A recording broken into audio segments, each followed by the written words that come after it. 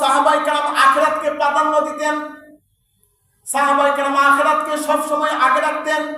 এজন্য দুনিয়াতে যখন আল্লাহর নবীজি যা বলতেন, আল্লাহর নবীজির কথা অনুযায়ী সাহাবায়ে কেরাম ওইভাবে তারা কাজ করতেন। হযরত ওমর ফারুক রাদিয়াল্লাহু তাআলা আনহু তিনি বলতেন যে আল্লাহ তাআলা যদি আসমান থেকে যদি ঘোষণা করতেন যে জমিনের মধ্যে যারা বসবাস করে সবাই জান্নাতে যাবে, তবে একজন ব্যক্তি ছাড়া, হযরত ওমর রাদিয়াল্লাহু তাআলা আনহু বলেন যে আমার মনে হয় ওই একজন ব্যক্তি যে জাহান্নামে যাবে ওই ব্যক্তি আমি। তারা এইভাবে ভয় করতেন যে আখিরাতে যদি আল্লাহ তাআলা এক ব্যক্তিকে যদি ফয়সালা করেন যে সবাই আখিরাতে সবাই জান্নাতে চলে যাবে, একজন ছাড়া, হযরত ওমর বলতেন যে মনে হয় আমি সেই জাহান্নামের ব্যক্তি। তারা এভাবে আখিরাতকে তারা ভয় করতেন, তারা আখিরাতকে সবসময় প্রাধান্য দিতেন। এই জন্য তারা দুনিয়ার মধ্যে আমলে লেগে থাকতেন। প্রিয় হাজিরিন, এই জন্য আল্লাহ পাক ইরশাদ করেন, ফামান ইয়ামাল মিসকালা যাররাতিন খায়রান ইয়ারা ওয়া মান ইয়ামাল মিসকালা যাররাতিন শাররান ইয়ারা। আল্লাহ পাক বলেন যে বান্দা তুমি যাররা পরিমাণ ভালো কাজ করেছো তুমি আখিরাতে তা দেখতে পাবা, আবার যাররা পরিমাণ মন্দ কাজ করেছো তাও তুমি দেখতে পাবা। দুনিয়ার মধ্যে তুমি সামান্য পরিমাণ একটা ভালো কাজ করেছিলা, রাস্তা দিয়ে যাইতেছিলা, হঠাৎ করে একটা এতিম বাচ্চা রাস্তা দিয়ে আসতেছে, মাথায় টুপি নাই, হঠাৎ করে তাকে ডাক দিয়ে আপনি তাকে আদর করে দিলেন, ভালো একটা কাজ, আপনি তাকে আদর দিয়ে কিছু টাকা হাদিয়া দিলেন একটা টুপি কেনার জন্য এতিম বাচ্চা। এই যে একটা ছোট্ট একটা ভালো কাজ করেছেন, হাসরের ময়দানে আপনার চোখের সামনে যখন কোনো আমল না থাকবে, দেখবেন ওই যে ছোট্ট একটা নেক আমল করেছিলেন, আল্লাহ পাক সেই নেক আমলের উসিলা আপনাকে মাফ করে দিবেন। তখন আমি বলবো এটা কেমন একটা আমল, কোন সময় করেছি, কোন দিন করেছি আমি জানি না। লা ইউগাদিরু সগীরাতান ওয়ালা কাবীরাতান ইল্লা আহসাহা। আমি দুনিয়াতে ছোট কাজ করি, বড় আমল করি, বড় কাজ করি, সবকিছুই হাসরের ময়দানে চোখের সামনে ভাসতে থাকবে। সুবহানাল্লাহ। দুনিয়ার মধ্যে যা কিছু করতেছি সবকিছু কিন্তু হাসরের ময়দানে আপনার আমার চোখের সামনে আমল চলে আসবে। ভালো করি মন্দ করি আপনার আমার চোখের সামনে চলে আসবে, সবকিছুই কিন্তু মেমোরির মধ্যে রুট হইতেছে, আখিরাতে আপনার আমার চোখের সামনে চলে আসবে। এই জন্য আমরা সব সময় চেষ্টা করব ভালো কাজ করার, খুঁজে খুঁজে আমরা ভালো কাজ যদি করতে পারি তাহলে দেখবেন এগুলা একদিন নাজাতের উসিলা হয়ে যাবে। এই জন্য আল্লাহ পাক বলেন যে বান্দা তুমি যারা পরিমাণ যদি ভালো কাজ করো সেটাও তুমি আখিরাতে দেখতে পাবা। আর যদি যারা পরিমাণ গুনাহের কাজও করো, তুমি রাস্তা দিয়ে যাইতেছ, তো একটা দোকানের ভিতরে নাচ গান চলতেছে, যদি ইচ্ছা করি যদি সেখানে 10 মিনিট বসি, 1 ঘন্টাও সময় দেই নাই, আধা ঘন্টাও সময় দেই নাই, একটা ছোট্ট একটা গুনাহ কাজ করে ফেলেছেন, তো হাসরের ময়দানে এটাও আপনার চোখের সামনে চলে আসবে যে কবে কোন দিন বসছিলাম, ওইটাও কি আমলনামা হিসাব করে রাখছে, কেমন একটা আমলনামা, এইটাও আল্লাহ তাআলা হিসাব করে রাখছেন। আল্লাহ পাক বলেন যে ছোট জিনিস যদি আমি হিসাব করে রাখতে পারি, তুমি যে বড় বড় নেকের কাজগুলা করতেছো, বড় বড় গুনাহের কাজগুলা করতেছো, ওইগুলো আমি আল্লাহ তাআলা হিসাব জানি। প্রিয় হাজিরিন, এজন্য আল্লাহ পাক বলেন যে তুমি নেক আমল করো। আল্লাহুম্মা নাখতিমু আলা আফওয়াহিহিম ওয়া তুকাল্লিমুনা আইদিহিম ওয়া তাশহাদু আরজুলুহুম বিমা কানু ইয়াকসিবুন। হাসরের ময়দানে যখন কাঠ গড়াই, আল্লাহ পাকের সামনে যখন দাঁড়াবো, আল্লাহ পাক যখন হিসাব দিবেন, তখন আল্লাহ পাক আপনার আমার মুখের মধ্যে তালা মেরে দিবেন, মোহর মেরে দিবেন। যদি মুখ দিয়ে যদি বানিয়ে কথা বলি, এজন্য আল্লাহ পাক বলেন যে বান্দা তোমার মুখ বন্ধ করে দেওয়া হবে। তখন আল্লাহ পাক অঙ্গ প্রত্যঙ্গকে আদেশ করবেন যে হ্যাঁ তুমি আমার সাথে কথা বলো। এই বান্দা দুনিয়ার মধ্যে তোমার দ্বারা কি কি কাজ করেছে, ভালো করেছে না মন্দ করেছে, তখন হাত আল্লাহ তাআলার সাথে কথা বলবেন, পাকে হুকুম করবেন যে পা তুমি ওই বান্দার, তোমার এই বান্দার বিষয়ে তুমি আমার সাথে বলো যে দুনিয়ার মধ্যে সে তোমার পা দিয়ে সে ভালো কাজ করেছে নাকি গুনাহের কাজ করেছে। তখন হাত পা আল্লাহ তাআলার সামনে সে সাক্ষী দিতে থাকবে। সুবহানাল্লাহ।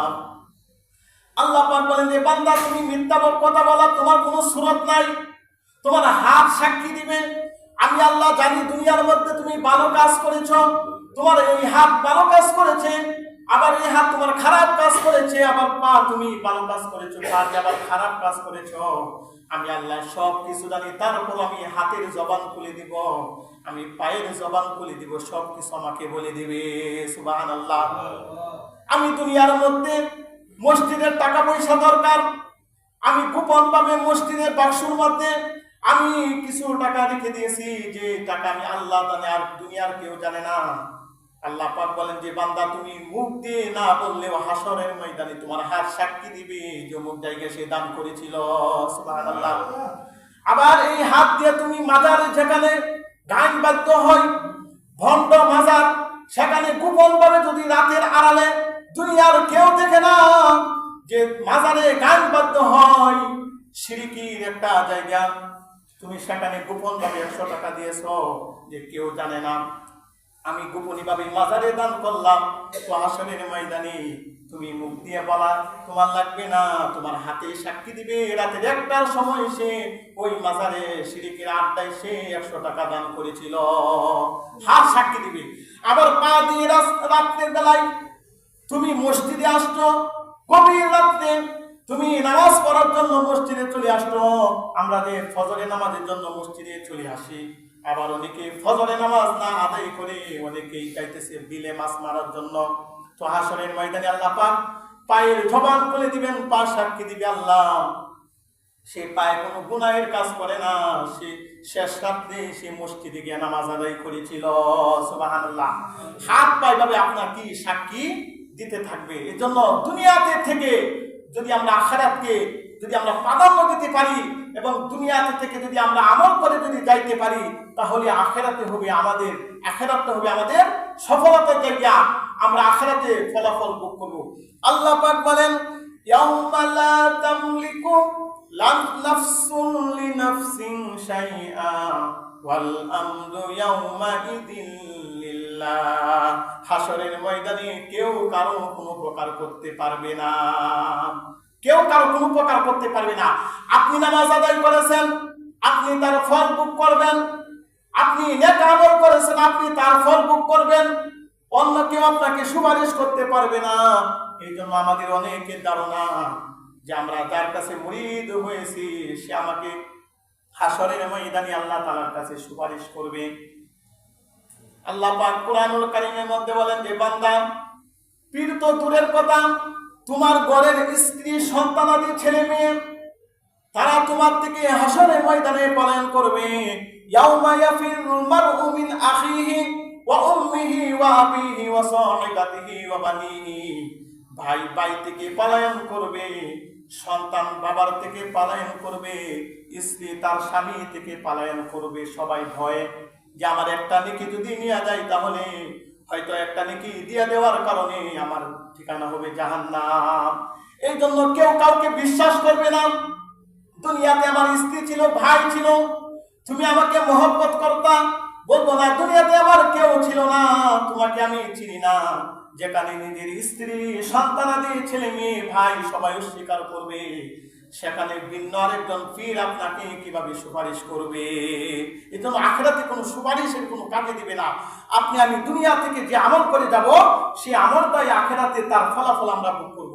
এই জন্য সাহাবায়ে কেরামদের ঈমান কেমন শক্তিশালী ছিলেন।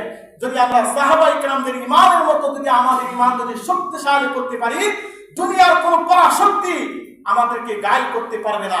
গত সপ্তাহে আলোচনা ছিল যে সাহাবায়ে কেরামদের ঈমান কেমন শক্তিশালী ছিলেন। সাহাবায়ে কেরামের উপর যত বালা মুসিবত দেখবেন, যারা মুসলমান, যারা ইমানদার, যারা নামাজ পড়ে তাদের উপর কিন্তু বিপদ আপদ আসে। যে আমি নামাজ পড়ি আল্লাহ কি আমাকেই দেখছে, দেখবেন ওই রকম মুসলমান মুসল্লি নামাজি ব্যক্তি যে আমরা মাঝে মাঝে বলি যে আমরা তো নামাজ পড়ি, আল্লাহর হুকুম পালন করি, তারপরও বিপদ আমার উপর কেন আসে? আসবে যারা মুমিন, যারা মুসলমান, আল্লাহ তাআলা তো তাদেরকে নিয়ে খেলা করেন, তাদের উপর পরীক্ষা আসে। যদি পরীক্ষায় পাশ করেন তাহলে তারা কামিয়াব, সফলতা লাভ করবে। কেন? প্রত্যেকটা নবী রাসূলের উপর আল্লাহ তাআলা পরীক্ষা নিয়েছেন। প্রত্যেকটা মুমিন বান্দা বুজুর্গানি কেরাম তাদের কাছ থেকে আল্লাহ তাআলা পরীক্ষা নিয়েছেন। যারা পরীক্ষায় পাশ করেছে আল্লাহ পাক তাদেরকে দুনিয়াও সফলতা দান করেছেন, আখিরাতেও সফলতা দান করবেন। সুবহানাল্লাহ। এই জন্য আমাদের উপর বালা মুসিবত আসবে, বিপদ আসবে, তারপর আমরা ধৈর্য ধারণ করব। যদি আমরা ধৈর্য হারা হয়ে যাই তাহলে কিন্তু আমরা পরীক্ষায় পাশ করতে পারলাম না। আল্লাহ পাক কুরআনুল কারীমের মধ্যে ইরশাদ করেন, ইন্নাল্লাহা মা'আস সাবিরিন, নিশ্চয়ই আল্লাহ তাআলা ধৈর্যশীলদের সাথে আছেন। যারা ধৈর্য ধারণ করবে বিপদের সময়, মুসিবতের সময় যারা ধৈর্য ধারণ করবে, আল্লাহ পাক বলেন, বান্দা আমি তোমার সাথে আছি, তোমার সাথে আছি। সুবহানাল্লাহ। এজন্য ধৈর্য আপনার আমার একটা পরিচয়, ধৈর্যের একটা পরিচয় আল্লাহ তাআলাকে দেখাইতে হবে। যদি ধৈর্য ধরার আগে যদি নৈরাশ হয়ে যায় তাহলে কিন্তু পরীক্ষায় ফেল করলাম। এই জন্য যারা নামাজি, যারা মুমিন বান্দা মুসলমান, তাদের উপর আল্লাহ তাআলার পক্ষ থেকে পরীক্ষা আসবে। যেহেতু দুনিয়াটা পরীক্ষার হল, আর দুনিয়া মাজরাতুল আখিরাহ, দুনিয়া আখিরাতের শস্যকে। এই দুনিয়া থেকে আমরা যা কিছু করব সব কিছু তার ফলাফল ভোগ করব আখিরাতে।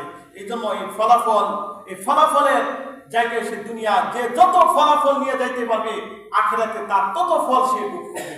এই জন্য দুনিয়াতে যখন কেউ পরীক্ষার হলে গিয়ে পরীক্ষা দেয়, অনেক সময় ভালো ছাত্র অনেক সময় ভুলে যায়, ভালো ছাত্র অনেক সময় নাম্বারে অনেক নিচে চলে যায়, আবার অনেক সময় দুর্বল ছাত্র পরীক্ষার মধ্যে এ প্লাস করতেছে। এরকম আছে না? আছে। মুসলিয়ানি কেরাম, আমরা যারা সাধারণ মুসলমান, আমরা অনেকেই দৈনিক 5 ওয়াক্ত নামাজ আদায় করি, আল্লাহর হুকুম মতো নিজের জীবনকে চালাই। আবার অনেক সময় মুসিবত আসে, মুসিবতের সময় নামাজ ছাড়া যাবে না, বরং নামাজ আগে চেয়ে আরো বেশি ভাবে করতে হবে। এটা পরীক্ষা আসবে। আপনি 5 ওয়াক্ত নামাজ আদায় করেন, আপনার উপর শয়তান 24 ঘন্টা লেগে থাকবে কিভাবে আপনাকে এক ওয়াক্ত নামাজ থেকে দূরে সরিয়ে দিবে। শয়তান আপনার পিছনে মেহনত করবে, বিভিন্ন ভাবে আল্লাহ তাআলা আপনাকে পরীক্ষা করবেন। ব্যবসার মধ্যে আয় বরকত কমিয়ে দিবেন, আপনার ঘরের মধ্যে বরকত কমে যাবে। আপনি নামাজি মুসলমান, তখন ধৈর্য ধারণ করবেন, মনে মনে এই নিয়ত করবেন যে আল্লাহ হয়তো আমাকে পরীক্ষা দিতেছেন, আমি পরীক্ষার উপর আমি ধৈর্য ধারণ করতেছি। আল্লাহ পাক বলেন, বান্দা যখন মুসিবতের উপর যখন তুমি ধৈর্য ধারণ করবে, যখন তুমি পরীক্ষায় পাস হয়ে যাবে, রিজিকের দরকার রিজিক হিসাব ছাড়া দিয়ে দিব। ব্যবসা বাণিজ্যে তুমি ব্যবসা করে অনেক বড় ব্যবসায়ী হয়ে যাবে, আমি আল্লাহ তোমাকে রাস্তা খুলে দিব। তবে ধৈর্য ধারণ করতে হবে। মুসিবতের সময় যদি আমরা ধৈর্য ধারণ করি, আল্লাহ পাক তখন আমাদেরকে মুসিবতের পরে আল্লাহ তাআলা সফলতা দান করবেন। সুবহানাল্লাহ।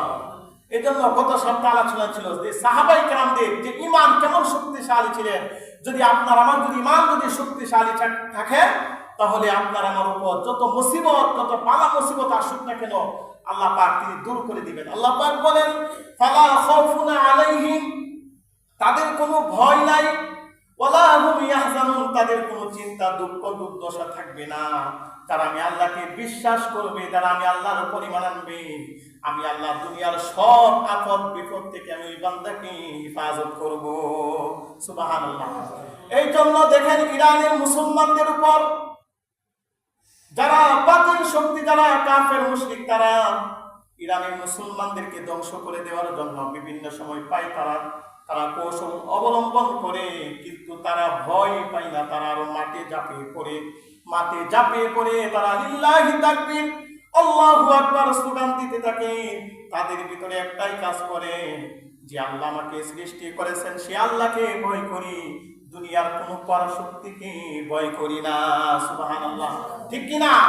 এই জন্য যার ভিতরে যত ঈমান দেখবেন তাদের উপর তত মুসিবত আসবে, তত দুঃখ দুর্দশা আসবে, তখন মন ঘাবড়ানো যাবে না।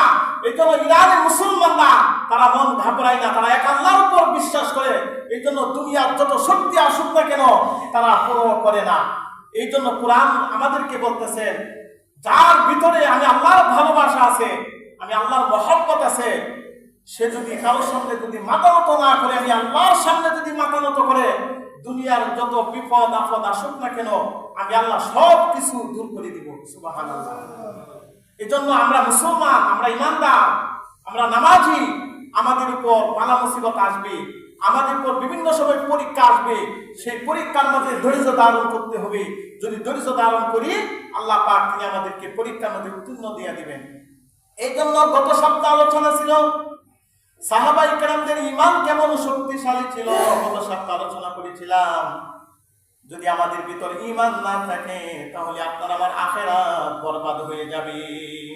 এই জন্য আল্লাহ পাক সূরাতুন নামলের মধ্যে বলেন ইন্নাল্লাযীনা লা ইউমিনুনা বিল আখিরাতি যায়্যান্না লাহুম আ'মালাহুম ফাহুম ইয়ামালুন।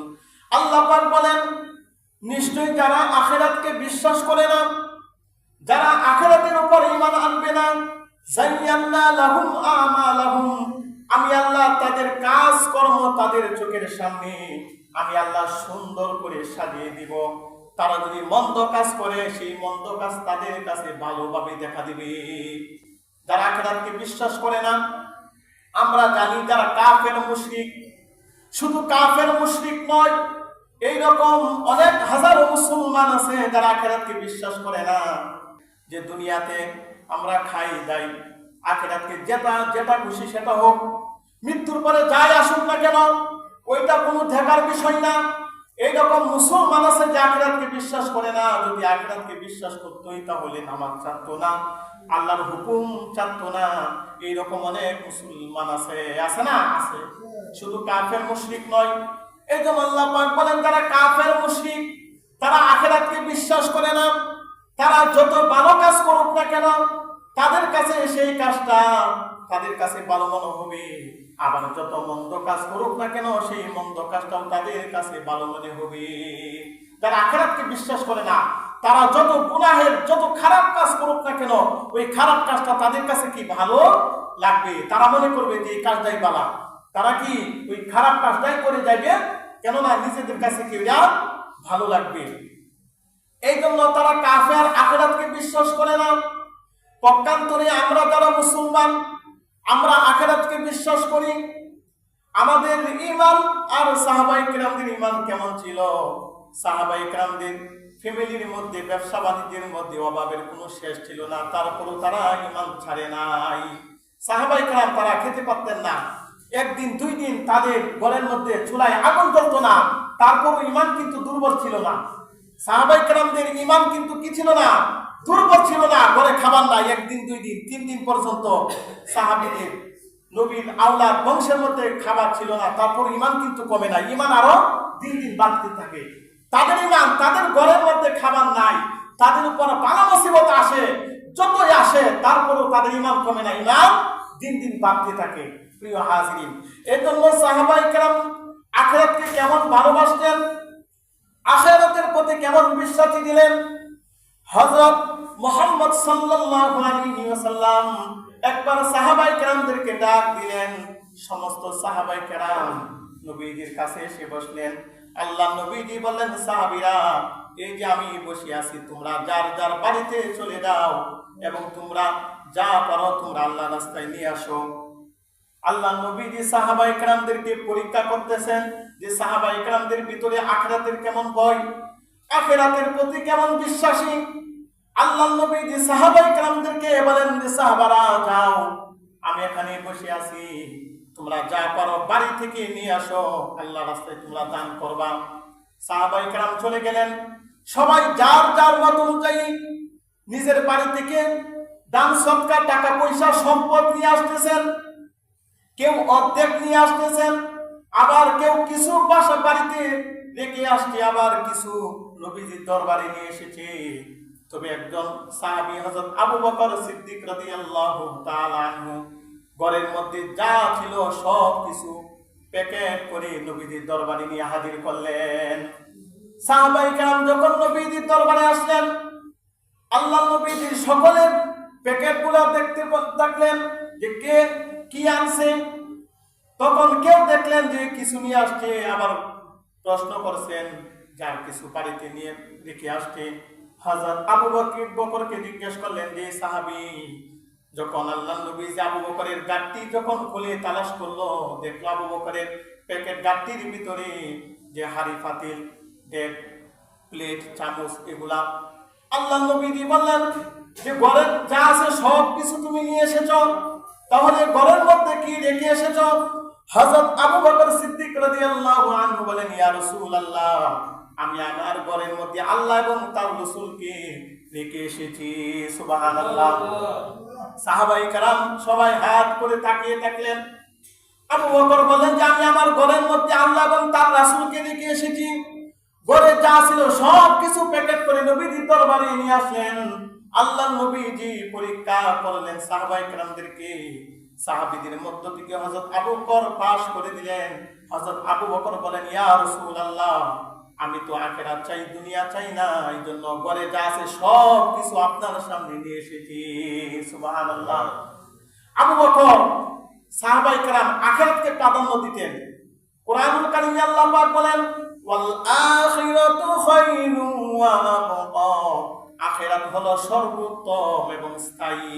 আখিরাতে যা আছে, আখিরাত হলো সর্বোত্তম ঠিকানা। আমাদের দুনিয়া ক্ষণস্থায়ী আর আখিরাত চিরস্থায়ী। দুনিয়ার টাকা পয়সা, ধন দৌলত আর চোখের সামনে এগুলা সুন্দর হয়ে ঝিলমিল হয়ে বাঁচতেছে, কিন্তু যেদিন চোখ বন্ধ হয়ে যাবে তখন দুনিয়ার সবকিছু সম্পদ হয়ে থাকবে, আখিরাত আপনার আমার চোখের সামনে চলে আসবে। এই জন্য সাহাবায়ে কেরাম আখিরাতকে প্রাধান্য দিতেন। সাহাবায়ে কেরাম আখিরাতকে সবসময় আগে রাখতেন। এই জন্য দুনিয়াতে যখন আল্লাহর নবীজি যা বলতেন, আল্লাহর নবীজির কথা অনুযায়ী সাহাবায়ে কেরাম ওইভাবে তারা কাজ করতেন।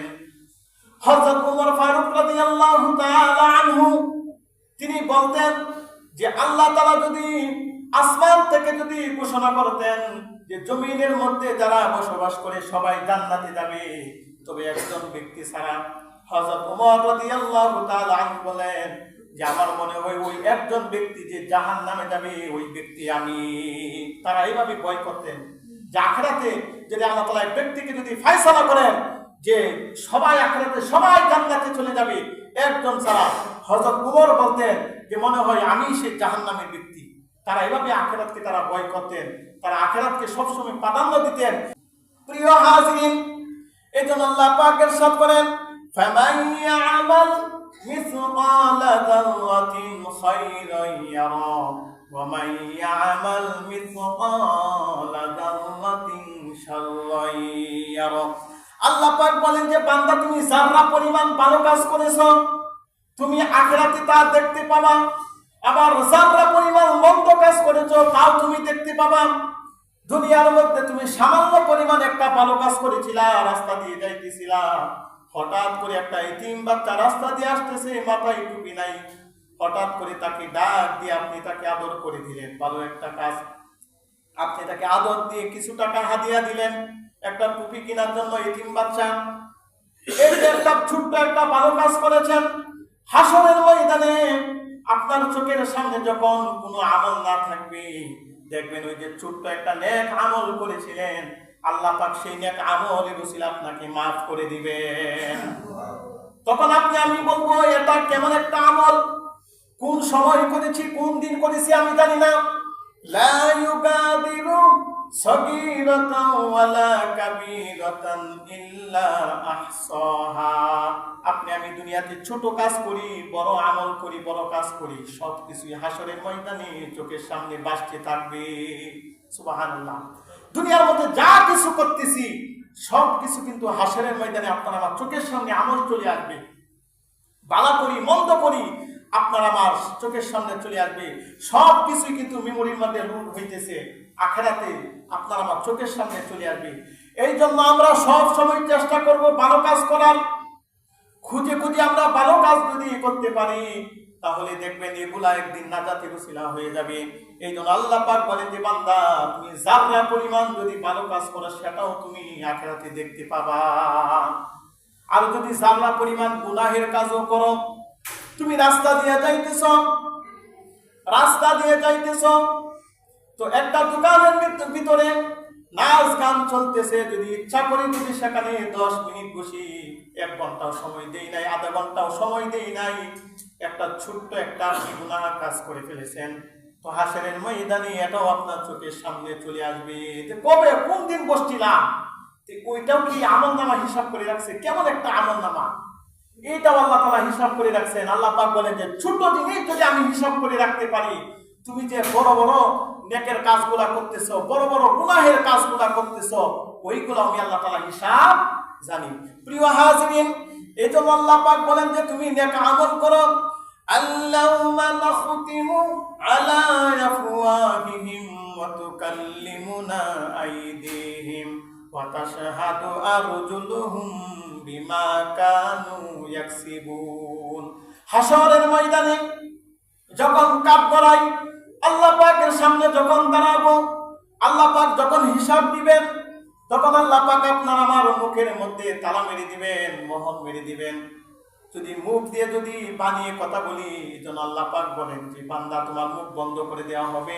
তখন আল্লাহ পাক অঙ্গ প্রত্যঙ্গকে আদেশ করবেন যে হাত তুমি আমার সাথে কথা বলো। এই বান্দা দুনিয়ার মধ্যে তোমার দ্বারা কি কি কাজ করেছে, ভালো করেছে না মন্দ করেছে, তখন হাত আল্লাহ তাআলার সাথে কথা বলবেন। পাকে হুকুম করবেন যে পা তুমি ওই বান্দার, তোমার এই বান্দার বিষয়ে তুমি আমার সাথে বলো যে দুনিয়ার মধ্যে সে তোমার পা দিয়ে সে ভালো কাজ করেছে নাকি গুনাহের কাজ করেছে। তখন হাত পা আল্লাহ তাআলার সামনে সে সাক্ষী দিতে থাকবে। সুবহানাল্লাহ। আল্লাহ পাক বলেন যে বান্দা তুমি মিথ্যা কথা বলা তোমার কোনো সুরত নাই, তোমার হাত সাক্ষী দিবে। আমি আল্লাহ জানি দুনিয়ার মধ্যে তুমি ভালো কাজ করেছো, তোমার এই হাত ভালো কাজ করেছে, আবার এই হাত তোমার খারাপ কাজ করেছে, আবার পা তুমি ভালো কাজ করেছো, পা দিয়ে আবার খারাপ কাজ করেছো। আমি আল্লাহ সব কিছু জানি, তারপর আমি হাতের জবান খুলে দিব, আমি পায়ের জবান খুলে দিব, সব কিছু আমাকে বলে দিবে। সুবহানাল্লাহ। আমি দুনিয়ার মধ্যে মসজিদের টাকা পয়সা দরকার, আমি গোপন ভাবে মসজিদের বাক্সের মধ্যে আমি কিছু টাকা রেখে দিয়েছি, যে টাকা আমি আল্লাহ জানে আর দুনিয়ার কেউ জানে না। আল্লাহ পাক বলেন যে বান্দা তুমি মুখ দিয়ে না বললেও হাসরের ময়দানে তোমার হাত সাক্ষী দিবে যে অমুক জায়গায় সে দান করেছিল। সুবহানাল্লাহ। আবার এই হাত দিয়ে তুমি মাজারে যেখানে গান বাদ্য হয়, ভণ্ড মাজার, সেখানে গোপন ভাবে যদি রাতের আড়ালে দুনিয়ার কেউ দেখে না যে মাজারে গান বাদ্য হয়, শিরকির একটা জায়গা, তুমি সেখানে গোপন ভাবে 100 টাকা দিয়েছ যে কেউ জানে না, আমি গোপনী ভাবে মাজারে দান করলাম, তো হাসরের ময়দানে তুমি মুখ দিয়ে বলা তোমার লাগবে না, তোমার হাতে সাক্ষী দিবে রাতের 1টার সময় সে ওই মাজারে শিরকের আড্ডায় সে 100 টাকা দান করেছিল, হাত সাক্ষী দিবে। আবার পা দিয়ে রাত্রের বেলায় তুমি মসজিদে আসছো, গভীর রাত্রে তুমি নামাজ পড়ার জন্য মসজিদে চলে আসছো। আমরা যে ফজরের নামাজের জন্য মসজিদে চলে আসি, আবার অনেকে ফজরের নামাজ না আদায় করে অনেকেই চাইতেছে বিলে মাছ মারার জন্য।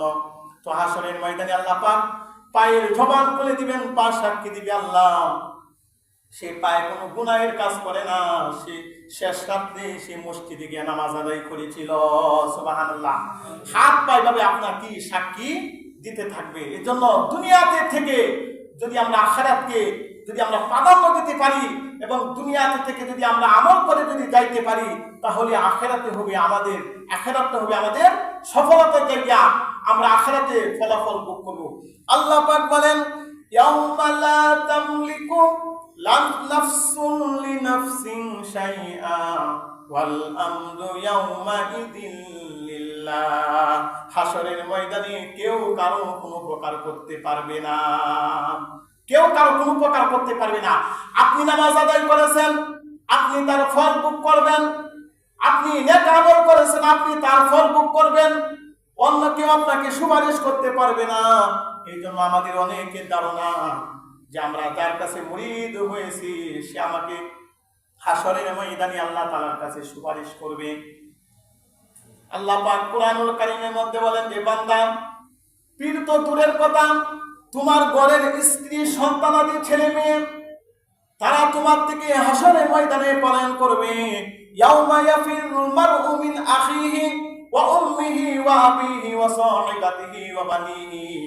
ভাই ভাই থেকে পলায়ন করবে, সন্তান বাবার থেকে পলায়ন করবে, স্ত্রী তার স্বামী থেকে পলায়ন করবে। সবাই ভয়ে যে আমার একটা নেকি যদি নিয়ে যায় তাহলে হয়তো একটা নেকি দিয়ে দেওয়ার কারণে আমার ঠিকানা হবে জাহান্নাম। এই জন্য কেউ কাউকে বিশ্বাস করবে না। দুনিয়াতে আমার স্ত্রী ছিল, ভাই ছিল, তুমি আমাকে মহব্বত করতা, বলবো না দুনিয়াতে আমার কেউ ছিল না, তোমাকে আমি চিনি না। যেখানে নিজের স্ত্রী, সন্তানাদি, ছেলে মেয়ে, ভাই সবাই অস্বীকার করবে, সেখানে ভিন্ন আরেকজন পীর আপনাকে কিভাবে সুপারিশ করবে?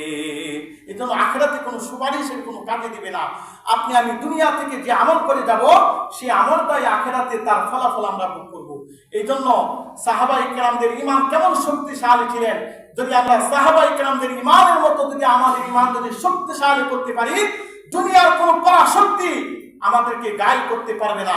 এই জন্য আমরা জানি যে ইরানে যেভাবে ইরানকে নিয়ে যেভাবে পরাশক্তি বাতিলরা যেভাবে তারা ইরানকে আক্রমণ করে ধ্বংস করে দেওয়ার জন্য চেষ্টা করতেছে, কিন্তু ইরানের ভিতরে, ইরানবাসীদের ভিতরে কলবের মধ্যে আল্লাহ এবং তার রাসূলের ভালোবাসা আছে।